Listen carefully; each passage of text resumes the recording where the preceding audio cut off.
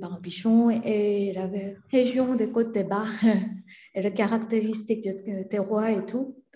Parce que là, bon, les Côtes Blancs, c'est plutôt connu pour les Coréens pour niveau export. Voilà, la Côte des Bar, c'est une région assez rebelle, Ouais, on peut dire. Du coup, on aimerait savoir plus de votre région et votre domaine. pas de souci. Donc, oui, effectivement, nous, on est situé dans la Côte des Bars. Donc, c'est une région qui se situe tout au sud de la Champagne. Oui. Et on est plus précisément dans la vallée de la Seine, à Gilles-sur-Seine exactement. Et donc la Côte des Bars, ça représente environ 8000 hectares sur la surface de l'appellation Champagne, donc ça y est 34 000 que la Champagne compte. Et sur la partie terroir, la Côte des Bars, elle est sur des sols qui sont datés d'environ entre 130 et 145 millions d'années. Euh, on est sur une ère géologique qui est issue du Jurassique supérieur, sur des sols du Kimméridgien moyen à supérieur. Donc, avec des sols principalement argilo-calcaires, Oui. qui sont assez similaires à ce qu'on peut retrouver dans le nord de la Bourgogne, par exemple. On est géographiquement très proche de la Bourgogne. Plus que Reims, c'est ça? Plus qu'à Reims, ouais, tout à fait. Ouais, ouais. On est à peu près à 100 km de Chablis Ah, et on est à 200 km quasiment de Reims. Donc, on a vraiment, en fait, au sein de la Champagne, il y a toute une zone de plaine et il n'y a pas de vigne du tout. Et donc, nous, on est sur la partie sud et Reims et Pernay sur la partie nord. et du coup, bon, avec la différence du sol, qu'est-ce qui vous fait différencier avec d'autres parties de Champagne? Alors, sur d'autres parties de Champagne, en fait, c'est vrai que la Champagne, elle est sur plusieurs régions et avec trois cépages majoritaires, hein, le chardonnay, le pinot noir et le pinot meunier. Le chardonnay est principalement situé sur les zones de craie, dans la Côte des Blancs, dans le Cisanais. Le pinot meunier dans la vallée de la Marne, au nord-ouest de la Champagne, avec une zone pinot noir sur la montagne de Reims. Et nous, sur notre secteur, la Côte des Bars, on est à dominante pinot noir, parce qu'historiquement, on élaborait des vins rouges il y a très très très longtemps. Et donc, le pinot noir s'est imposé comme cépage majoritaire dans la Côte des Bars. Donc, on a de plus en plus de chardonnay dans notre région. Nous, par exemple, sur notre domaine, on a environ 70% de pinot noir, une dizaine de pourcents de chardonnay. On a également du pinot blanc, un Oui, cépage, un ancien cépage qui avait été planté dans les années 60 et qu'on a encore sur le domaine. Et on a également un petit peu de pinot meunier. Voilà, donc on a quatre différents cépages sur le domaine. Et la spécificité de nos sols fait que le pinot noir et le chardonnay vont très bien s'adapter. Le pinot noir pour des vins avec une certaine générosité, un certain fruité, pour les vins de couleur qui sont très bons. Et puis le chardonnay pour des chardonnays, des blancs de blanc, plutôt sur le fruit et des côtés citronnés qui vont très bien se marier. d'accord.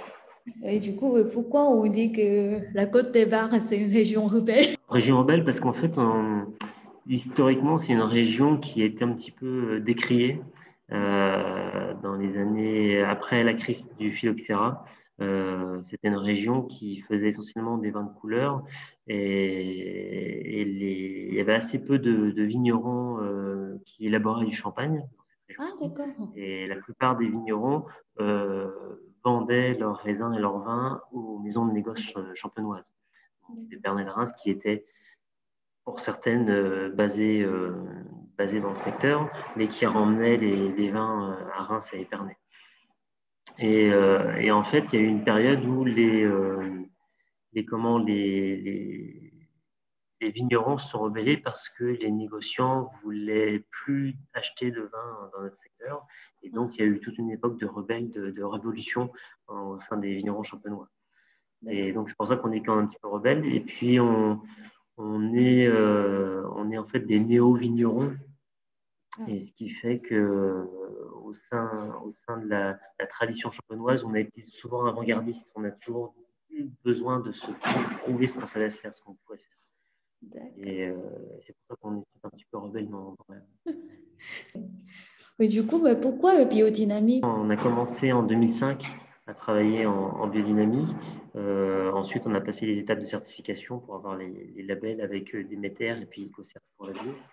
Et la biodynamie, en fait, c'est venu par un constat qu'on avait, on avait on va dire, un confort de travail avec la viticulture conventionnelle, mais qui était à court terme. On s'apercevait d'une perte de biodiversité et ainsi de suite, ce qui fait que on avait besoin de recréer de la biodiversité, de la vie, et on voulait retravailler comme le faisaient nos grands-parents, mais sans la chimie, mais avec les techniques actuelles. Et la biodynamie nous apparaissait comme le système de culture le plus adéquat, en adéquation avec ça. C'est une méthode qui est apparue juste après la Première Guerre mondiale et qui en fait relevait on va dire, les problématiques de la chimie dans l'agriculture à l'époque. Donc, la biodynamie nous a permis de recréer, de remettre un petit peu dans le milieu naturel la vie de la vigne et de redonner un petit peu d'autonomie. Mais cette biodynamie, c'est très difficile à appliquer. Il n'y avait pas de difficulté quand vous avez commencé jusqu'à ce que vous avez eu la certification bio et biodynamique. Ah là, c'est tous les ans c'est compliqué parce que tous les ans on a une année qui est différente et de plus en plus d'ailleurs avec les problèmes de saisonnalité décalée où on a des printemps qui commencent très tôt, enfin, c'est assez compliqué. Mais en fait l'intérêt de ce genre de méthode c'est que ça nous oblige à nous remettre en question perpétuellement. On est en perpétuelle remise en question, en adaptation. Et comme on ne travaille qu'en préventif, que par prophylaxie, ça nous oblige à avoir toujours un temps d'avance. C'est jamais facile, mais certaines années c'est plus facile que d'autres, mais c'est continuellement une remise en question sur les méthodes. Ouais, en plus, avec le Covid, on remet la question de plus en plus par rapport à l'environnement. Ouais, alors le Covid, on va dire que la vigne, elle s'en moque. La vigne et la nature, elles s'en moquent parce qu'elles continuent Oui. leur cycle. C'est à nous de nous adapter avec ça.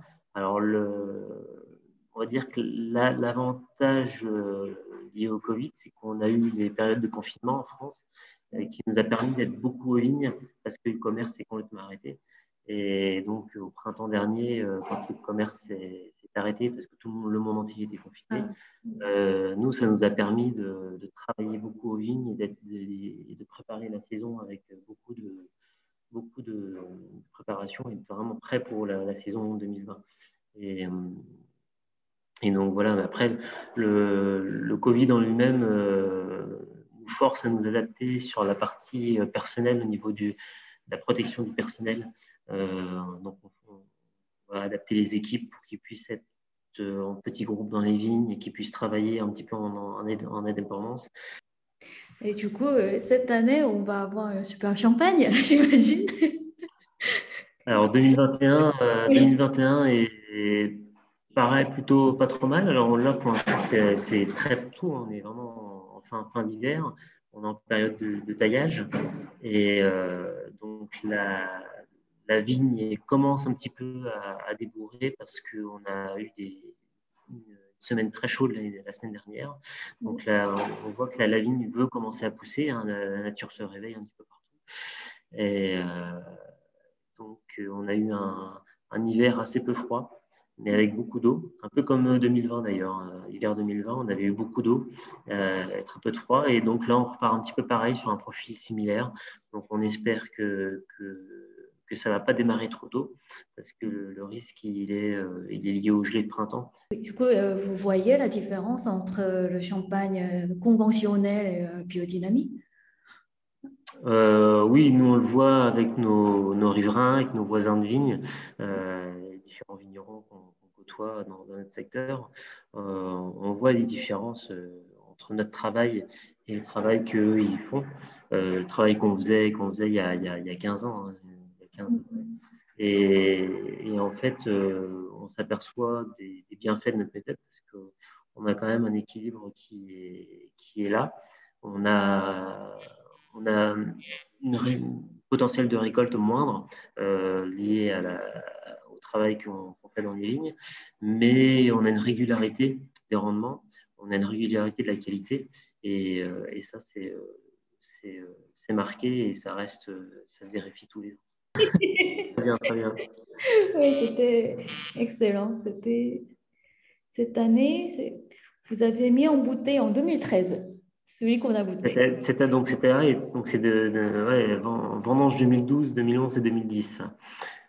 Donc c'est là sur la cuvée 4 cépages que vous avez, on est en train de terminer de vendre les vendanges 2014. Oui. Et on va commencer à commercialiser dans l'année, là, cet été certainement, les vendanges 2017. En fait, on va avoir un assez grand écart entre les différents millésimes parce que là, vous aviez les vendanges 2012, ensuite on a vendu les vendanges 2013, ensuite on a vendu les vendanges 2015, puisque vendange 2015 c'était une vendange assez mûre, assez chaude, et du coup les vins étaient disponibles plus tôt, et on les a vendus avant de vendre les vins en 2014, vendange 2014, qui étaient eux plus austères. Et là on va passer sur 2017 parce que 2016 on avait eu des grosses gelées et on n'avait pas pu faire de réserve de cépage. Du coup, pour vous, c'était quelle année la meilleure époque? Ah, c'est pas facile parce que on va dire que chaque année est différente. Oui. Chaque année a une typicité. Et alors, il y a eu des grands millésimes. Hein. Moi, j'ai pas connu 96, mais c'était un grand millésime, 1996. Moi, je suis arrivé en 99. Ma première vendange, c'était en 1999. Mais il y a des années comme 2004, 2004 qui était une très belle année. 2007, 2012. 2012, j'ai vraiment bien aimé les vins de 2012. Très intéressant. Et ensuite, on a depuis, on va dire, moins de 10 ans, on a des millésimes de plus en plus marqués avec les climats qui sont très extrêmes, avec des étés très chauds, très froids, très humides, et ainsi de suite. Et ce qui fait qu'on va avoir des millésimes totalement déconnectés et très atypiques. Après, on s'aperçoit que les années chaudes donnent d'excellents malgré tout, parce qu'on arrive avec la biodynamie certainement à avoir des belles acidités qui tiennent les vins dans le temps. Et donc on pense que dans les années à venir, on aura des années plus chaudes, mais les millésimes continueront d'être malgré le fait qu'ils soient solaires, ils resteront sur on espère, des millésimes de garde qui pourront se boire dans le temps. Oui. Ouais, et puis en Champagne, on a quand même un immense outil qui est l'assemblage. On peut se permettre de garder des vins en cuve, des vins de certaines années, et de les réassembler avec d'autres années, ce qui fait qu'on va donner une certaine homogénéité au vin et qui va permettre d'augmenter le potentiel d'un millésime qui sera un petit peu plus défaillant par rapport à un autre. Et ça, c'est vraiment un très bel outil. Et du coup, vous pensez comment pour l'avenir de l'agriculture biodynamique? Il y a de plus en plus de producteurs qui appliquent cette façon. Ouais, il y a de plus en plus de vignerons qui s'y mettent. Et ce qui est très intéressant, c'est qu'il y a également maintenant des maisons. Alors, en Champagne, hein, des maisons de champagne, de belles maisons de champagne, comme Roderer, Tétinger, Franken, Moët et Chandon s'y mettent. Et donc, en fait, on s'aperçoit que c'est une méthode la biodynamie a été décriée parce qu'elle paraissait un peu sectaire à une époque. Et aujourd'hui, les preuves sont là parce que la qualité des vins est là. On a d'immenses domaines comme le domaine de la Rémonet Conti qui sont en biodynamie depuis tout le temps. Et ils ont un immense terroir, mais ils ont une méthode de culture qui fait que les vins sont optimisés au niveau qualitatif. Et ça, en Champagne, ça a mis très, très, très longtemps à se mettre en place. Mais aujourd'hui, les vignerons reconnaissent la qualité de cette culture. Et du coup, on a beaucoup de jeunes vignerons qui commencent à travailler en bio, en biodynamie. Du coup, il y a plutôt des jeunes vignerons qui s'y mettent Ouais, plutôt des jeunes vignerons parce qu'ils ont une ouverture d'esprit que les anciens n'avaient pas. Et ça fait du bien parce que là, on a une nouvelle génération qui arrive, des jeunes de 20 à 25 ans qui vont arriver et avec, en plus, dans leur scolarité, dans leurs études, ils auront vu beaucoup de choses, beaucoup plus que ce qu'avaient vu les anciens, et ce qui va les conforter dans leur envie de faire de la biodynamie, ou notamment on a une, aujourd'hui une nouvelle culture qui est la permaculture. En fait, voilà, l'arboriculture qui va arriver dans la vigne. Il y a plein d'essais, plein de choses c'est foisonnant et du coup, c'est très intéressant. Et ça va permettre à la Champagne de monter un petit peu en termes de surface cultivée en bio et en biodynamie. Ouais, du coup, vous voyez un bel avenir. Tout à fait, tout à fait. Si, et puis, c'est nécessaire, hein, c'est indispensable parce que on va dire la vigne est une monoculture et si on veut pas faire mourir les sols, il faut ramener de la biodiversité, de la vie dans les sols et autour. Et la biodynamie est un concept qui met en avant et qui travaille pour ça. Donc c'est C'est très bien. Je pense que la France, en général, cette notion de bioécologie, tout, c'est très bien développé, je pense. Alors, c'est très bien développé aujourd'hui. Je pense qu'il y a des pays qui ont une culture du vivant plus importante que la culture qu'en France. Par contre, le gros avantage de la France, c'est qu'elle a une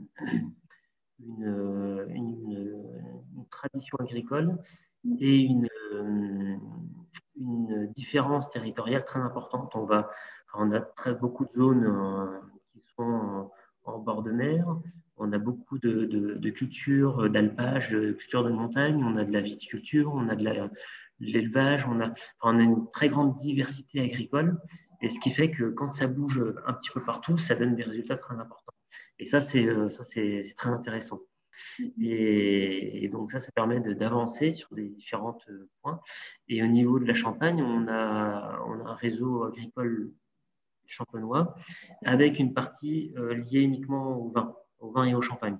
Donc on a l'association des champagnes biologiques qui a pour but de promouvoir les champagnes de vignerons bio et de créer des formations, de créer des études et d'aider les vignerons qui commencent la bio à aller vers des vignerons qui ont déjà une historique et donc de permettre à grandir plus vite et d'avancer plus vite. Ah, c'est super. Ça, c'est vraiment très intéressant. Oui, du coup, cette association peut aider aux jeunes producteurs aussi, j'imagine. Oui, ouais, tout à fait. Elle va aider les jeunes vignerons qui souhaiteraient avoir des formations, à leur trouver des formations chez d'autres personnes pour se former sur des techniques qu'ils n'auraient pas apprises à l'école. Et puis, on va avoir également des dégustations de vins croisés avec d'autres vignerons. Et on va comparer un petit peu les méthodes de vinification, de production. On va discuter et ça fait une sorte de réseau social concret, réel, qui permet d'avancer plus rapidement et d'éviter à certains vignerons de mettre beaucoup de temps à développer la technique bio et biodynamique. l'art de vivre champenois. Est-ce que Ah, ouais, vous buvez du champagne, l'apéro ouais, et oui. l'art de vivre champenois, c'est vrai on a la facilité d'avoir du champagne à domicile, donc on est plus à même de pouvoir arroser plus facilement un apéritif au champagne que n'importe où. Mais et puis l'art de vivre champenois, ça reste quand même la convivialité, Oui. beaucoup. L'échange, la convivialité, et ça, c'est une notion qui est très, très, très importante dans nos mœurs à nous, de pouvoir échanger, d'être ensemble. Alors, la situation actuelle fait qu'on a beaucoup de mal, mais on organise beaucoup d'événements qui nous permettent de nous retrouver, d'être entre vignerons et non-vignerons, hein, d'être avec différentes personnes, hein, et toujours autour d'une bouteille de champagne. On n'organise jamais une réunion sans boire un verre de champagne. Bon, en ce moment, les événements se passent en Zoom, j'imagine. Alors, les événements aujourd'hui tout a été annulé, hein, que ce soit les printemps des champagnes, sont encore annulés cette année. Dans la Côte des Bars, on a un événement touristique, no touristique, qui s'appelle la route touristique du Champagne, en fait, qui est un gros événement sur un week-end en été et qui attire entre 30 et 35 000 personnes durant un week-end. Et ça également, c'est un événement qui est annulé également, qui est reporté parce que ça demande trop d'organisation et puis ça brasse beaucoup de personnes, beaucoup de monde. Et donc là, pour l'instant, c'est compliqué. Après, nous, on reste ouvert. Hein. On a des clients qui peuvent venir hein, quand ils le souhaitent, avec les protocoles sanitaires. Ouais, bon, ouais, j'espère que ce Covid va finir bientôt. Il y a le vaccin. Ouais, on espère tous. Ouais. On espère tous Ouais. reprendre une vie à peu près normale. Ouais. Ouais. Et puis, c'est vrai que même nos déplacements, nous, en tant que vignerons, nos déplacements professionnels ont été contraints. On avait des salons d'organiser à différents endroits. Tout a été stoppé. Donc, c'est pas évident parce que les nouveaux millésimes, les nouvelles mises en bouteille n'ont pas pu être dégustées. On n'a pas pu faire déguster nos vins lors de millésimes bio, lors de différents grands salons. Et ça, c'est assez compliqué pour les gens qui sont à l'extérieur de pouvoir derrière parler de nos vins sans qu'ils les aient dégustés. Donc, on essaie de pallier à ça autrement. Merci à vous et puis au plaisir de se voir. Ouais, merci.